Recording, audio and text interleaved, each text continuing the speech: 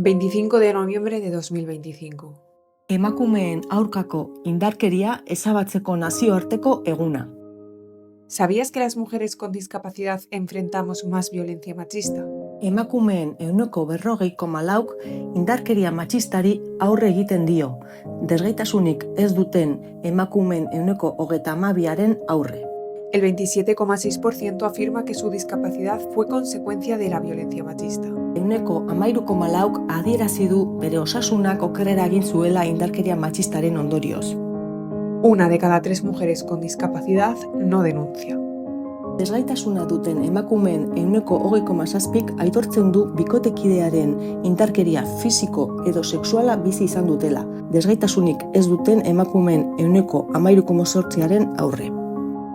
Agradecimientos a las personas e instituciones que han hecho visibles estos datos. Encuesta de violencia contra las mujeres y otras formas de violencia interpersonal 2024 del Gobierno vasco. Adi datuari azterlana 2023, 11 fundazioa. Macroencuesta de violencia contra la mujer 2019 Ministerio de Igualdad. Partekatu, zabaldu eta ikusarazi. Hautsi dezagun isiltasuna. Comparte, difunde y visibiliza. Rompamos el silencio.